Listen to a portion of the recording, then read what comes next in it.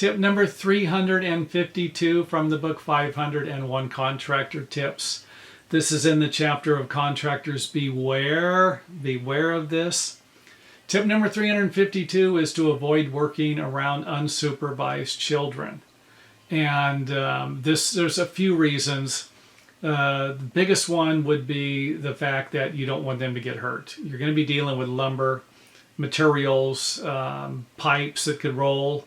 As a kid, I went to some construction projects. They built a freeway by our house. This freeway took probably, I'm guessing, 4 years to build something like that. There was all sorts of stuff we could do there when the people weren't there, and we did. Never got hurt. Wasn't a problem. I don't know anyone who did get hurt, but there's a possibility of getting hurt.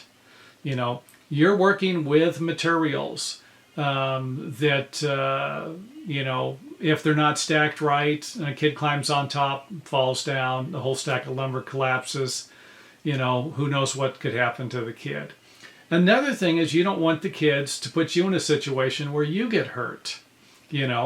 I've seen contractors chase kids off the job, and you're like, whoa, wait a minute, you shouldn't have been, running that fast. You're going to have a heart attack here. They come back, their face is all red, they're mad, and they're just like ready to just blow up. You just expect them to just disintegrate right there in front of you. And, so that's kind of it. It's a common sense approach. This isn't rocket science. Most of the stuff in this book isn't rocket science. But you've got to cover your behind. You've got to have this stuff in the contract. You've got to have this stuff on a list. If you have a list, it's on the list. You're at someone's house, they don't have any kids. It wouldn't hurt to ask them, hey, are there any children going to be here? I'm just concerned about their safety. However you want to phrase it. If people say no, the closest thing that ever happened, we have a 12-year-old grandson or something, and he comes over once in a while and stays in the house with us. That's it. But you get a clear picture. You go over to someone's house and you see the kids jumping around on the furniture.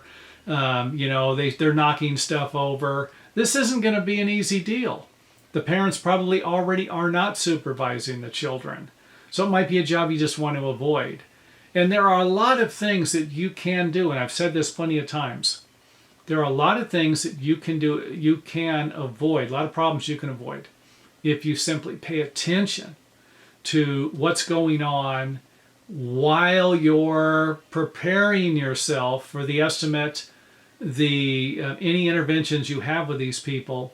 You're looking around the house, it's clean, it's dirty, all this stuff needs to go into the old brain filter. And you need to compensate. I went to a job one time, and I think I figured 150 hours, and that's a lot. I know a lot of people. This was 150 hours of me just to spend my time walking around with them. That was it. That sounds like a lot. It was a large room addition I did.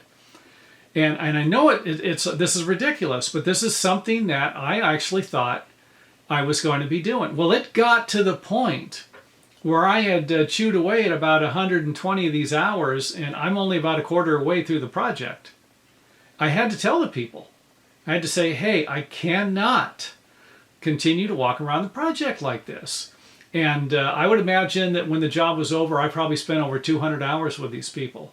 So I know what you're thinking. You're thinking, no way, no possible way that something like that could happen. Well, it did. I ran into it. I'm pretty good at tracking my time, keeping track of what I'm doing, and it just got out of hand. And this is the same thing with a kid. You have a kid running around your job. Hey, stay away from the lumber over there. 10 minutes later, stay away from the saw. I told you not to get near my truck. Get out of my truck. How much time is this going to take out of your working day? An hour? 2 hours? 15 minutes? Well, if you make $100 an hour and it takes 15 minutes, that's $25. It's going to cost you every 15 minutes you spend chasing these kids around the project because they're not supervised. Just something to think about. Now, what I provided you with are some basics. There are plenty of other things that kids can do to create problems for you as a contractor.